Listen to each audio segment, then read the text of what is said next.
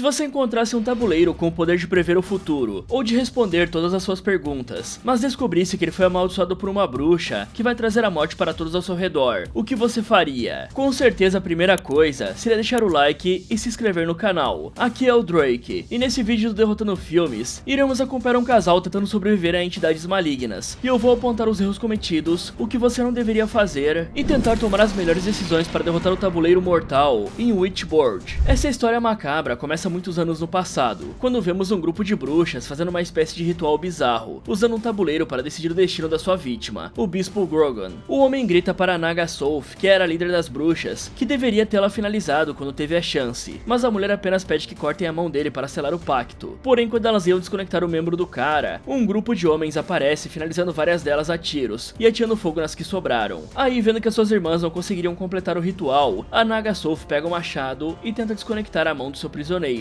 mas é impedida pelos soldados, que conseguem resgatar o Grogan. E aí, o bispo nocauteia a Naga Soph, sem perceber que o sangue dela tinha respingado no tabuleiro e sido absorvido por ele. Muitos anos depois, vemos dois bandidos invadindo um museu de história, a mando de alguém que ainda não conhecemos, para roubar o tabuleiro. O problema é que o Lebarg fica interessado em levar coisas mais valiosas que aquele pedaço de madeira, só que o Booker ordena que ele coloque aquilo de volta. Nesse momento, o alarme do local dispara, e quando o Booker se distrai, o outro derruba o comparsa. Aí ele não hesita e dá 3 tiros no traíra, mas o cara tanca todo o dano de uma forma inexplicável, nocauteia o Booker e pega a arma dele junto com o tabuleiro e alguns objetos de valor, fugindo dali o mais rápido possível. O que ele não esperava era topar de frente com as tropas de segurança e policiais que foram atender o alarme, só que o cara é o melhor bandido do mundo, e finaliza vários deles, conseguindo escapar no museu na maciota. Longe dali, conhecemos a Emily e o seu namorado Christian, que estavam colhendo cogumelos em uma floresta, pois tinham acabado de se mudar para Nova Orleans, onde abriram um restaurante que só trabalha com comida orgânica de primeira. E apesar das preocupações do Christian em relação a fazer o investimento dele e dos seus amigos valerem a pena, a sua namorada tenta deixá-lo confiante. Com isso, o cara pergunta se ela realmente tinha certeza de que iria desistir de procurar pelos pais dela, e a Emily fala que sim, pois isso só tinha trazido coisas ruins até aquele momento. Além disso, ela já tinha encontrado uma família no namorado e nos amigos. Porém, enquanto recolhia alguns cogumelos, a garota escuta ruídos estranhos vindo da floresta, decidindo ir checar, e quase tem um infarto ao encontrar um gato na floresta. Aí ela tenta acariciar o bichano, que a leva até uma estranha tábua largada na floresta, e quando sua namorada aparece para ver o que estava acontecendo, a garota comenta sobre aquilo parecer uma antiguidade, e pede para colocarem no restaurante, pois era uma tábua muito bonita. Então os dois decidem levá-la, sem nem perceber o corpo do Lebarg, que estava jogado atrás da vegetação. Bom, quando estamos lidando com magia, temos sempre que ser cuidadosos, mas vamos começar pelos erros dos soldados que finalizaram as bruxas. Antes de tudo, o fogo é uma fraqueza muito conhecida das bruxas, podendo queimar seus corpos, amuletos e objetos mágicos. Mas é aí que está o problema. O fogo nem sempre desfaz tudo, e pactos de sangue devem ser desconsagrados. O correto seria isolar aquele tabuleiro, desmontá-lo e fazer um rito de negação, e só aí descartá-lo com fogo, já que deixar um objeto amaldiçoado largado por aí é tão perigoso quanto deixar uma bruxa viva, pois se algum camponês encontrar isso, ele poderia acabar perdendo a sua vida, ou amaldiçoando várias pessoas, e até sua própria linhagem por acidente. Então não faz sentido que os soldados não tenham procurado alguém para lidar com os artefatos do jeito correto, ainda mais que um deles quase foi sacrificado por causa dessa parada. E tem outra coisa também, né galera? Apesar de a maioria das lendas apontar bruxas como más, nós sabemos que existem vários tipos de bruxas. Para dar uma simplificada, existem as bruxas que usam o sangue e objetos sagrados nos seus feitiços, como aquele tabuleiro, e bruxas que usam ervas naturais para fazer chás ou rituais de purificação, o que quer dizer que uma bruxa ética tende a fazer a proteção, com consentimento, e o custo da magia dela é interno, sem envolver a vida de terceiros. Já uma bruxa predatória tende a buscar o domínio, sem consentimento do alvo, e usa oferendas vivas como sacrifício. Agora falando do Lebarg, esse cara definitivamente não bate bem da cabeça. Isso porque ele só não deixou seu parceiro vivo no chão para ser pego pelas autoridades, podendo ser interrogado e entregar todas as informações que ele sabe sobre o cara, como também iniciou uma briga sem sentido, por um objeto que seria facilmente rastreável por se tratar de uma peça de museu, e que dificilmente ele conseguiria vender, fora a parte que ele espalhou seu sangue por todas as partes enquanto fugia. Então ele só não deixou rastros, como também deixou DNA o suficiente para as autoridades analisarem caso ele seja fichado, e aí seria game over. Além disso, eu tenho que ressaltar que esse cara deve ter uma pele mais resistente do que a do Superman, porque tancar 3 tiros no tórax a queima-roupa e ainda conseguir trocar tiros com as autoridades e sair escondido do prédio é quase como se eu estivesse vendo o filme de um super-humano. E esse roubo também foi totalmente mal planejado, pois além dos dois não terem sabotado o sistema de segurança do museu para que o alarme não fosse ativado, eles sequer estavam usando máscaras. Por isso é bem possível que alguma câmera tenha flagrado o rosto deles, e seria fácil de identificar os bandidos. Agora falando da Emily, a garota viu sussurros bizarros vindo do mato, encontrou um tabuleiro antigo que nitidamente tem algo a ver com magia ou ocultismo, e simplesmente decidiu levar pra casa. Isso não faz qualquer sentido. No mínimo, uma pessoa normal largaria aquilo no mesmo lugar que encontrou, ou iria até uma casa de penhores para doar isso, ou até mesmo checar se foi roubado. Fora que parece ter passado pelo menos algum tempo desde que o LeBarg fugiu com aquilo, já que o corpo dele estava em um estado de decomposição. Então as autoridades e jornais já deveriam ter informado a população do tabuleiro roubado do museu, para que todos soubessem do que se tratava. E é muito mais estranho que o casal não tenha sentido o cheiro do corpo que estava a menos de 2 metros deles, pois um cadáver em decomposição tem um cheiro tão forte que pode percorrer vários metros, e até atravessar superfícies como madeira. Ou seja, é muito doido que eles não tenham visto o corpo do LeBarg. Me parece que esses dois só querem realmente ser amaldiçoados, e nem imaginam o terror que esse tabuleiro vai trazer para suas vidas. E eu me pergunto se esse tabuleiro, por acaso, teria algum tipo de vontade, ou se ele foi capaz de blindar o ladrão até ele escapar do museu com o objeto, e fazer alguém encontrá-lo.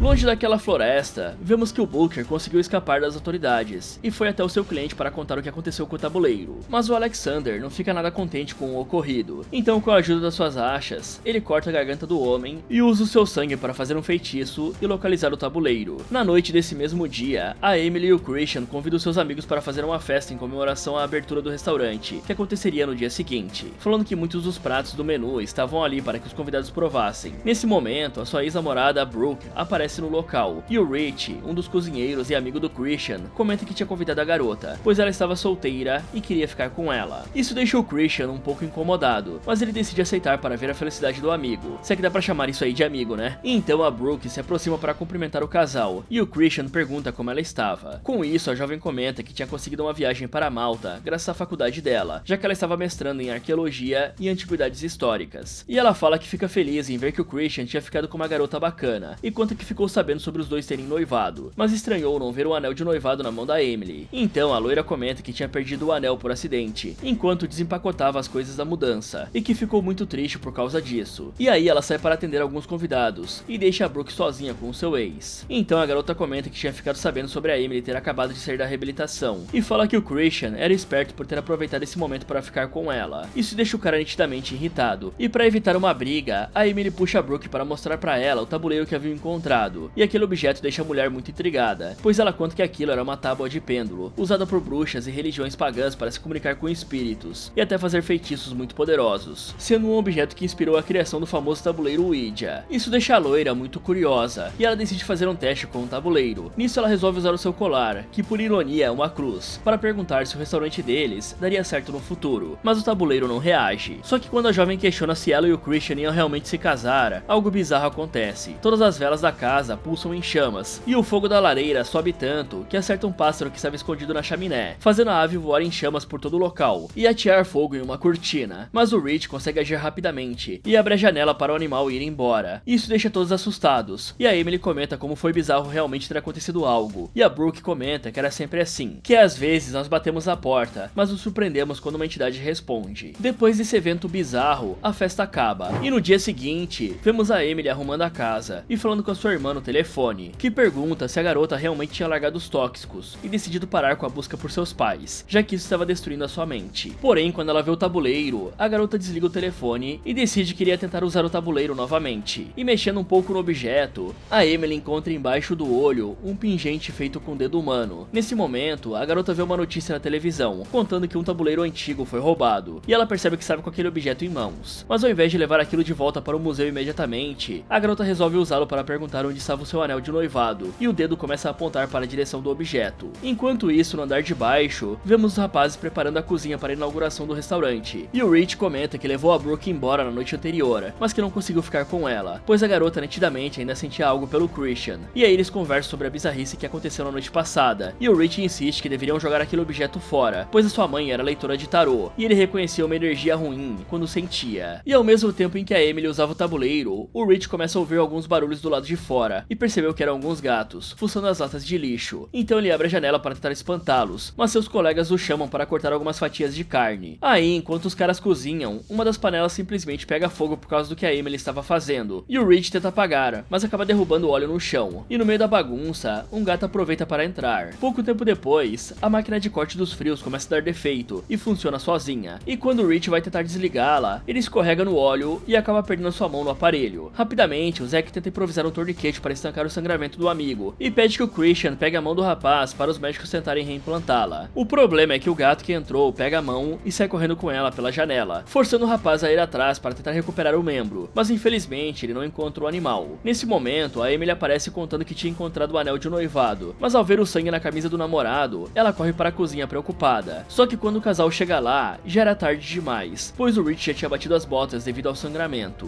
Bom galera, existem muitas coisas que poderiam ser feitas de outro jeito aqui, para ter salvo não só a vida do Rich, mas para poupar os jovens de muita dor de cabeça no futuro. Afinal, já deu para perceber que estamos lidando com uma espécie de objeto amaldiçoado, ou que de fato tem o poder de invocar espíritos, pois a entidade se manifestou de forma incontestável, que até mesmo um cético não se atreveria a dizer que foi coincidência. Portanto, o ideal seria levar essa coisa de volta para o museu e nunca mais fazer uma sessão com ela. Afinal, a Emily já sabia que o tabuleiro havia sido roubado, e para quem deveria devolvê-lo, pois ela tinha visto o noticiário na televisão. Então não faz sentido ela querer continuar com o objeto roubado, já que ela poderia ter sido incriminada de ter participado do roubo. E mesmo que aquele objeto não tivesse sido roubado, galera, ainda tem muitos perigos envolvidos em fazer sessões espíritas usando esse tipo de artefato, principalmente para pessoas que não têm qualquer conhecimento sobre o sobrenatural, pois quando se invoca uma alma, não tem como saber se ela é neutra, boa ou má, e nem se podemos estar conversando com um demônio, que pode muito bem usar a porta que abrimos para se manifestar no nosso mundo e nos causar mal. Além disso, mexer com esse tipo de energia usando objetos religiosos, como cruzes, é uma ideia pior ainda, pois isso pode causar um conflito de energias e irritar os espíritos, causando uma situação bizarra como a da festa, em que uma entidade quase atirou fogo no apartamento inteiro. E se fazer isso com aquele tanto de pessoas por perto já foi perigoso, e serviu como uma prova real de que mexer com o tabuleiro pode colocar a nossa vida em risco, eu nem consigo imaginar o quão idiota a Emily deve ser de querer iniciar uma sessão com ele sozinha, ainda mais depois de achar um dedo humano dentro do objeto, porque se isso não for uma red flag suprema de que estamos lidando com magia negra, eu não sei o que é. O melhor plano mesmo era fazer uma ligação anônima de um telefone público, dizendo que encontrou um objeto no mato, e apontar a direção para as autoridades, dizendo que não mexeu por ter medo de acabar se tornando um suspeito, ou até mesmo amaldiçoado. Afinal, eles estão em Nova Orleans, e a cidade tem um certo ar supersticioso. Agora falando do Rich, geralmente quando equipamentos perigosos dão defeito, pessoal, não devemos nos aproximar de forma alguma, pois isso pode gerar um acidente como o que acabamos de ver. O ideal nessa situação seria correr até o quadro de energia e desligar o disjuntor da cozinha para não só parar aquela máquina, como checar se as outras estavam funcionando corretamente, já que o cortador ligar naquela velocidade era um claro sinal de um possível pane elétrico. Mas em relação ao ferimento, o correto aqui, galera, seria primeiro de tudo fazer um torniquete muito firme, o mais acima possível do ferimento, para evitar machucar a área em volta do corte e dificultar ainda mais uma possível reimplantação do membro. E o torniquete tem que ser bem apertado mesmo, pois a intenção é justamente cortar o fluxo sanguíneo daquela área, para diminuir a hemorragia até os paramédicos chegarem para fazer os primeiros socorros. E uma das pessoas na cozinha deveria ligar imediatamente para uma ambulância, já que cada segundo em uma amputação é vital, para só depois correr atrás da mão e colocá-la de volta em um pano, e depois colocar em um saco de gelo, sem deixar a pele em contato direto com o gelo, pois isso pode danificar o tecido e inviabilizar uma reimplantação. Só que os caras fizeram literalmente tudo o que podiam da forma errada. E quanto a esse gato, pessoal, ele não só levou a Emily até o tabuleiro, como foi o responsável por pegar a mão do Rich. Então eu estou começando a achar que o bichano está de alguma forma ligado ao culto das bruxas, se não for de fato uma das bruxas, já que algumas delas têm o poder de se transformar em animais de acordo com algumas culturas, como os famosos skinwalkers, por exemplo. Por isso, seria importante tomar cuidado com esse bicho, mas é claro que os jovens não vão fazer isso, afinal, todos são uns imbecis, pois já ficou na cara que usar esse tabuleiro tem um preço alto. Dessa vez foi a vida e a mão do Rich que foi levada como oferenda por aquele gato. Algum tempo se passa e vemos o funeral do Rich acontecendo, e o Christian se despede do seu amigo falando que o restaurante nunca seria o mesmo sem ele. Em seguida, o cara se senta ao lado da Emily, que avisa que iria ao banheiro, pois não estava aguentando ver toda aquela situação. O problema é que no caminho até o banheiro, ela acaba topando com o Jesse, que não era o Pinkman, mas trabalha no mesmo ramo, se é que vocês me entendem. Então ele pergunta como ela estava, e ao ver que aquele cara estava ali, o Christian ordena que ele saia, mas o Jesse conta que apenas veio para prestar suas homenagens ao Rich, que também era seu amigo. Mas nessa hora, o Christian se exalta, e jura que se ele ver o Jesse perto da Emily de novo, vai tratar o cara de uma forma mais agressiva. Então, para evitar uma confusão, o Jesse decide ir embora. E aí a loira comenta que não precisava gerar essa cena toda no enterro do seu amigo, só que o seu namorado fala que ela levou 9 meses em tratamento para se desprender dos tóxicos que o Jesse vendia, e apenas queria protegê-la para que nada de ruim acontecesse. Algum tempo depois do funeral, o Christian chega em casa depois de um longo dia de trabalho na cozinha, e encontra sua amada junto de um gato na cama, e ela conta que aquele provavelmente foi o mesmo animal que levou ela até o tabuleiro, e por isso decidiu chamá-lo de Mr. Lucky. Com isso, ela pede ao seu namorado para ficar com um bicho, e querendo agradar a sua mulher, o cara acaba aceitando. Naquela mesma noite, o Christian fica intrigado com o tabuleiro, e decide pesquisar mais sobre ele, descobrindo que um tabuleiro muito muito parecido tinha sido encontrado em uma cena de crime ritualística em 1996. Como se não fosse suficiente, um tabuleiro idêntico àquele tinha sido roubado de um museu, onde 2 policiais foram finalizados numa tentativa de fuga do criminoso, o que deixa ele absurdamente preocupado. Em paralelo, vemos que o tabuleiro começa a funcionar sozinho no quarto, e aparentemente ele faz a Emily sonhar com o passado, onde ela vê o dia em que a Naga Soph tentou fazer o ritual, e ela também sonha que o gato que ela acabou de adotar nasceu das entranhas do Lebarg. Nisso ela desperta assustada, mas quando pensava que o pesadelo havia acabado, várias mãos surgem do colchão, levando-a de volta para a noite do ritual, onde a Naga Soph ataca a garota. Com isso, a coitada desperta assustada, com o Christian lhe sacudindo, e percebe que esse tempo todo ela estava usando o tabuleiro, e quando ela explica o que tinha acontecido, a primeira coisa que o Christian pergunta é se ela tinha voltado a usar as paradinhas, mas ela jura que não. E aí ele pede para a garota parar de mexer naquele tabuleiro, pois tinha achado uma matéria que dizia que aquilo tinha sido roubado, e a jovem comenta que sabia disso, mas não podia simplesmente ir até lá devolver, pois já tinha passagem pela polícia por porte de tóxicos, e não queria ser presa novamente. Então o rapaz acalma a sua amada, e a coloca para dormir tranquilamente, enquanto ele manda uma mensagem para Brooke pedindo ajuda. E aí no dia seguinte, ele se encontra com ela, contando que a Emily estava viciada em usar aquele tabuleiro maldito. E então a Brooke comenta que quando pessoas com tendências a vícios encontram um sobrenatural, algo muito ruim pode acontecer, mas que ela conhecia um cara que sabia muito mais sobre esse tipo de coisa do que ela, e pediu a ajuda dele para saber o que fazer. Por isso ela marcou uma reunião com o homem para aquele mesmo dia. E enquanto o Christian tentava achar uma forma de ajudar a Emily, a garota estava em casa tentando descansar um pouco e tomando um banho quente, até que ela vê uma sombra se aproximando, e quando pensa que estava tudo bem, a água fica bem quente, queimando a sua pele, e o ralo começa a jorrar sangue. Em seguida, várias mãos saem de baixo e arrastam a garota novamente para o passado, onde ela conhece a Amélie, uma mulher que era uma curandeira de um pequeno vilarejo. E em mais um dia normal, ela dá algumas ervas para ajudar uma moça a tratar a doença da sua filha, até que ela percebe algumas pessoas da igreja se aproximando, e pede para a mulher ir embora. Nesse momento, o Grogan surge e joga todas as ervas da mulher no chão, acusando-a de bruxaria, e pedindo que seus guardas a prendam e a deixem sozinha com ele para ser julgada. Então ele tenta abusar da mulher, que morde a sua mão, irritando o bispo. E como forma de punição, o maluco simplesmente pega um chicote e bate várias vezes na cara da coitada, cegando-a do olho direito e arrastando-a seminua para fora da casa, declarando que a Amélie seria isolada da sociedade e pedindo que os camponeses apedrejassem a mulher pelos seus pecados. Irritada e ferida, a coitada vai embora para a floresta, dizendo que se eles queriam uma bruxa má, era exatamente isso que ela iria lhes dar. E aí os céus se fecham em uma tempestade assustadora e a Amélie desaparece nas trevas, fazendo a Emily voltar assim no chuveiro sem entender o que estava acontecendo. Ok, nesse ponto da história, todos já estão cientes de que estão lidando com um objeto amaldiçoado, e o Christian chega a pesquisar e descobre que aquilo estava relacionado a um crime, além de nitidamente estar mexendo com a cabeça da namorada dele. Então a primeira coisa que ele deveria fazer seria estudar o que precisa ser feito para garantir que o objeto fosse destruído de uma vez por todas, pois manter aquilo por perto só vai dar ainda mais azar. E falando em azar, é um pouco estranho que a Emily não tenha notado que o acidente com o Rich começou exatamente no mesmo momento que ela iniciou uma sessão com o tabuleiro, indicando ainda mais que o objeto cobra um certo preço por ser usado. Além disso, o Christian não precisava envolver a sua namorada na devolução do objeto se não quisesse. Ele poderia simplesmente ir sozinho até o campo que eles encontraram no negócio e deixar o tabuleiro lá, ligando imediatamente para a polícia e reportando a situação. Assim as autoridades poderiam até mesmo encontrar o corpo do Lebarg, que ainda deve estar largado por lá. E falando no corpo do Lebarg, é muito estranho que a Emily ainda queira ficar com o gato depois de tudo que ela viu, porque além de ver nitidamente o bicho nascendo de um cadáver, é muito estranho que essa criatura tenha levado ela até o tabuleiro. E o Christian também deveria ter reconhecido que aquele foi o mesmo gato que roubou a mão do Rich no dia do acidente. Na verdade, ele reconheceu, só não quis falar mesmo. Não me perguntem o porquê. Aí, somando todos os fatos, dá pra ter certeza de que esse bicho está envolvido com as bruxas, podendo ser uma delas ou até um familiar, que pra quem não sabe, são os espíritos ou entidades invocados pelas bruxas, com quem elas fizeram um tipo de pacto. E a entidade assim assume a forma física, seja de animal ou outra criatura, se tornando um guardião, aliado e servo da bruxa. Mas algo que podemos afirmar com certeza é que a Emily está cada vez mais envolvida com o tabuleiro, e desse jeito, logo algo ainda pior que as visões pode acontecer. E aqui também acontece outro erro terrível, né galera? O Christian suspeitou que a sua namorada estava voltando a usar tóxicos, por conta da barra que ela estava enfrentando de perder um amigo. E em vez de ficar com a mulher, a primeira coisa que Christian faz é conversar com a ex e ir dar uma volta com ela. Sério galera, além de largar a noiva dele sozinha, o idiota nem leva o tabuleiro junto, já que o cara poderia simplesmente entregar aquela porcaria pra Brooke, e ela poderia dar um fim naquilo com os contatos dela. Afinal, ele já pesquisou que aquilo estava envolvido em uma cena de crime no passado. O que mais ele está esperando para se livrar desse negócio logo?